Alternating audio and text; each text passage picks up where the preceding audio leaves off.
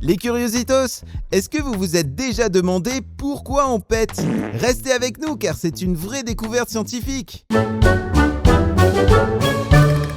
Salut Zoé. Salut Tom, salut les curiositos. Dites, j'ai une question un peu particulière. Pas de problème, dis-nous tout. Eh bien, pourquoi on pète? Ah, ça c'est une vraie question de curiositos. Eh bien, péter c'est tout simplement naturel. Oui, mais ça peut être tellement gênant, surtout quand ça fait du bruit, ou pire, quand ça pue. Oui, c'est vrai que ça peut être parfois gênant. Alors pour faire simple, quand on mange, la nourriture passe dans l'estomac, puis dans les intestins, avant d'être transformée en énergie. C'est ce qu'on appelle la digestion. Et pendant ce processus, des petits êtres vivants minuscules, qu'on appelle des bactéries, produisent des gaz dans notre intestin. Ah, donc c'est un peu comme si notre ventre fabriquait des petits P en secret? Oui, en quelque sorte. Et selon ce qu'on mange, est-ce que vous savez que ça peut aussi changer l'odeur ? Par exemple, les haricots, le chou ou même les boissons gazeuses peuvent accentuer cette odeur. Mais au fait, les curiositos, est-ce que vous connaissez le mot savant pour parler des P ? Je parie que prout est un mot savant. Ah, tu as beaucoup d'humour. Mais on parle plutôt de flatulence. C'est d'ailleurs le terme médical. Flatulence? Oh, c'est un joli mot. On dirait presque le nom d'un parfum.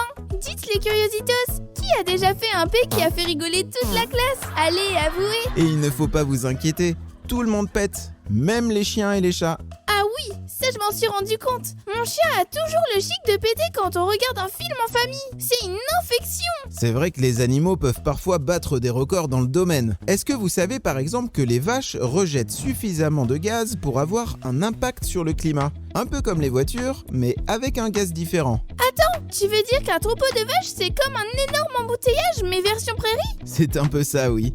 Et vous savez, un être humain peut péter jusqu'à 20 fois par jour. Et ça reste tout à fait normal. 20 fois? Ouf, je suis rassurée alors. Merci Tom, maintenant je sais tout sur les P. Et vous les curiositos, vous avez des astuces pour éviter d'en faire? Ou éviter qu'on les remarque? Dites-le nous en commentaire. Oui, dites-le nous. Et surtout, n'oubliez pas, il n'y a pas de honte à péter. Cependant, en grandissant, on apprend à mieux se comporter en société. Et donc à se retenir lorsque cela est possible. Oui, ma maman m'a appris ça. Si tu veux plus d'histoires comme celle-ci et nous soutenir, on te donne rendez-vous sur Patreon. Et si toi aussi tu as apprécié cette histoire, tu peux en découvrir une nouvelle en cliquant sur ton écran. À bientôt pour de nouvelles aventures.